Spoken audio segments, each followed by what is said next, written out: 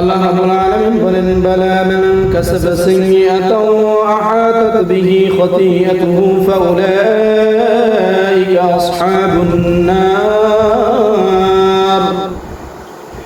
ও আমার বন্ধুগণ, ভাইরা, আল্লাহ রাব্বুল আলামিন বলেন পবিত্র কালামুল্লাহ শরীফে সূরা বাকারার ভিতরে বলেন এমন একটা গুনাহ আছে যেটা আল্লাহ ছাড় দেয়, কখনো ছেড়ে দেয় না। বলে সে কি গুনাহ? সেটা বিভিন্ন প্রকারের গুনাহ হইতে পারে। সুদের গুনাহ, ঘুষের গুনাহ, বরে জিনার গুনাহ, নাপাকের গুনাহ, হাজার রকমের গুনাহ হইতে পারে। আল্লাহ রাব্বুল আলামিন ছাড় দেয়, কখনো ছেড়ে দেয় না।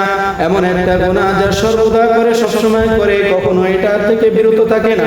এটাকেই বলা হয় এমন একটা গুনাহ যেটা কখনোই ছাড়ে না, সবসময় এটার ভিতরে লিপ্ত থাকে। আল্লাহ এই গুনার কারণে তাকে ছেড়ে দেয়, কখনো ছেড়ে দেয় না।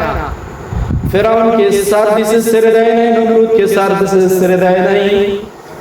ও আমার বন্ধুরা, আল্লাহ রাব্বুল আলামিন যে গুনার কথা বলছে সেই গুনাহটা হতে পারে সে সুদ খায়, সে ঘুষ খায়, অথবা সে মদ খায়, অথবা জুয়া খেলে, মা বাবার নাফরমান সন্তান। আল্লাহ রাব্বুল আলামিন আমাদেরকে সতর্ক করে বলেন এমন একটা গুনাহ যা সব সময় করে, সর্বদা করে।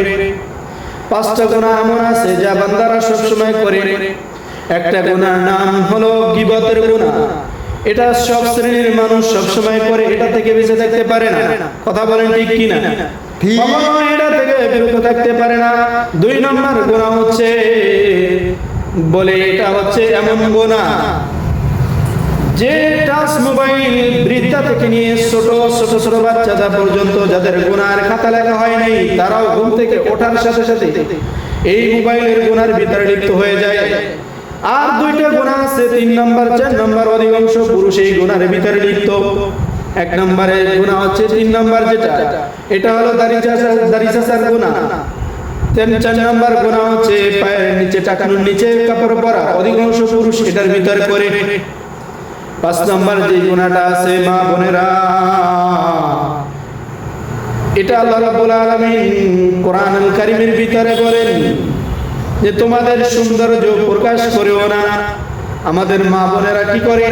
আমাদের মা বোনেরা সুন্দর সুন্দর ডিজাইনের বোরকা পরে রাস্তা দিয়ে বের হয়, এতে সৌন্দর্য প্রকাশ পেয়ে যায়। এটা কাটি পর্দা বলে না।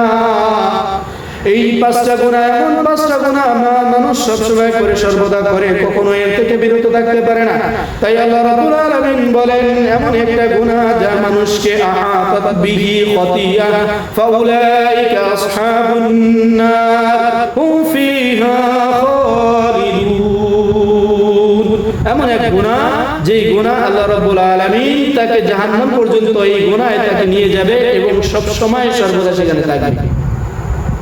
জন্য আমরা আল্লাহ রাব্বুল আলামিনের কাছে দোয়া করি, আল্লাহ যেন আমাদের এই গুনাহ থেকে আল্লাহ আমাদেরকে হেফাজত করে, সব সময় যেন আমরা এর থেকে বেঁচে থাকতে পারি। আল্লাহর কাছে দোয়া করি। আসসালামু আলাইকুম ওয়া রাহমাতুল্লাহি ওয়া বারাকাতুহু।